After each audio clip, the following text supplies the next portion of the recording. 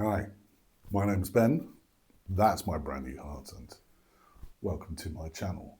In this entire series of videos, I'm going to be focusing on what I think is about the most practical advice I could give when it comes to building your own setting or creating a new campaign.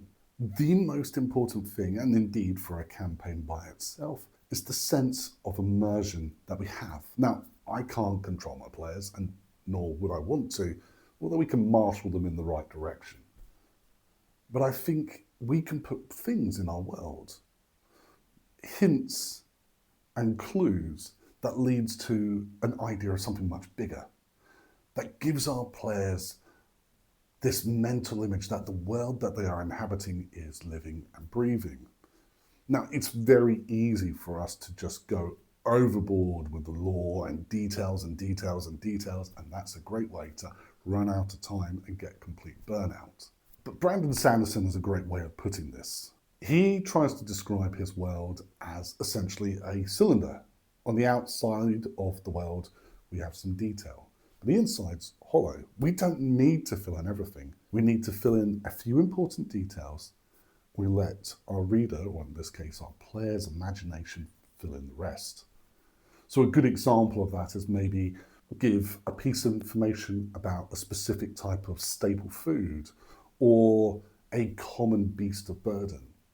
And these things, because they are so common in our world and in our history, will start the player's imagination building out from that of what the rest of the world would look like. So the question begs is, well, how are we going to create a new setting in the first place? Now, everybody has their own creative methods and their own processes, and I have my own. I'm going to try and present a distillation of how my mental process works. And in truth, this actually goes over a course of days, maybe even a few weeks, as I try and think through the various ideas in my head in your spare time. What we want for a good foundation for our setting is an idea that when we mention it, it immediately grabs our players' attention and builds a mental image in their mind and has them immediately having a bunch of questions that they want answered. A few good examples of this are the following settings from various pieces of media. The first one is an anime and manga called Blame. Now, if you haven't read or seen this before, and I've actually only seen the anime, but the whole idea was just so unsettling yet brilliant. In the far future, humanity had built a city that is so vast it is seemingly without end. And now, thousands, if not eons into the future, humanity has almost been hunted to the extinction by the very security system that once protected them. It's a bizarre setting with strange architecture where humanity is incidental. It's kind of like cosmic horror meets architecture 101. It's a brilliant setting. The next one would be Trench Crusade. It's a fairly new war game if you haven't heard of it before, but it's the picture of the setting goes like this. It's World War One, but instead of the Central Powers fighting the Allies, it's now the Church fighting the forces of hell. Amazing concept. So quite literally, trench warfare with demons. It works really well, and it creates incredibly rich lore if you're willing to look out there. Or how about The Matrix? It turns out reality is a lie. And in fact, you're just a battery for a bunch of AIs who once defeated us in a war long, long, long ago. And we could choose to live in blissful ignorance, or we can live in reality, which sucks, to fight against the oppressor. And finally, Jurassic Park. Scientists bring dinosaurs back from extinction and create a theme park in which people can go and see them. Obviously, things go horribly wrong and it becomes a survival horror. All of these ideas can be summarized really quickly, but they give us a great mental image of what the setting itself is. We call these high concept ideas. It comes from Hollywood, but essentially it's like, I've got to pitch an idea and I've got to do it so concisely and so succinctly that the executive immediately gets the buy-in. So famously, Alien was marketed as Jaws in space. There it's space, and there is a great big monster out there picking people off one by one. So how do we come up with a high concept idea?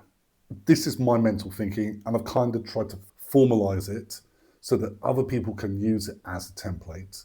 But the reality is it's going to require plenty of thinking time for you to join the dots to create a more cohesive idea once you've got down the initial plan. So first of all, get a piece of paper or whatever and just jot down a bunch of inspirations. It could be environments, it could be films you've seen, books you read, it could even just be a scientific concept or an idea. Anything that just gains your attention, just write it down, maybe write down 10, 20 things. And once you've got that, just choose 3 or 4 of them, or maybe just even 2 or 3, that immediately take your attention. And then this is the more tricky bit, is that now we've got to come up with a bunch of questions, and it's important we write down a bunch of questions as to how we can link these ideas together. If we've chosen the idea of a boat and let's say trees, well, then the question is what is the relationship? Does the boat float on the trees? Something like that. Okay, and then once we've got written those questions down, only need like 3 or 4, we're then going to sit there and we're going to write through the answers. So we use our imagination, we try and answer these questions, and slowly but surely, something become a bit more apparent. So this is the example I did for most recent campaign. Most recent campaign is called Web Rail. The first stage, I just wrote down a bunch of inspirations. So I wanted to do like a floating islands in space sort of thing, because I think floating islands are a cool fantasy trope. I also really liked Snowpiercer, and I wanted there to be thick forests in it. Maybe Terminator's also pretty cool, spiders, and yeah, I love Godzilla. So those were the initial ideas. I'll choose 3 of those. So it's floating islands in space, because that was the original idea. Snowpiercer, because it's ace. And then finally, spiders, because spiders, like it or not, they're very iconic creatures. And so these were the questions I wrote down. So if we've got Snowpiercer, then people are going to be living in city-sized trains. Well, how do they travel from one of these floating islands to the other? Well, spiders, well, why are they so important? Are they a player character race? Are they the bad guys? What about them makes them so interesting? And then what are these floating islands in space? You know, what is the space they're floating in, and what lies below? After considerable thinking, this is what I came up with. The islands are linked by a rail system built upon a vast, indestructible spiderweb. Obviously, the spiders that had to make the spiderweb would be gigantic, colossal, Godzilla size. If they've built the foundation of what makes this world work, would therefore be seen as, at the very least, benign, benevolent. They're seen as architects, maybe even they're worshipped as gods. And every island, I think, in this should be its own environment, like its own planet. So therefore, it should be in some form of void or space. We don't have to worry about too much about laws of atmosphere and stuff, but that's the idea. It's going to be floating in an empty, dark space. And this is the high concept that I came up with. So it's a few sentences long. In the endless and starless abyss, 1,000,000 fragments of lost worlds are scattered. They would be isolated and alone if not for the web rail. A vast network linking them together, created by godlike spiders. Trained cities travel the web rail for trade, exploration, and conquest. Through that process, we've come up with our nub of our setting, and then from there we can build out from it to create something truly interesting and immersive. So in the next video, we're going to be looking at character creation and how we can already have our players immersed in our world from the very moment they start rolling up their stats. All right. Thank you, and ta-ra.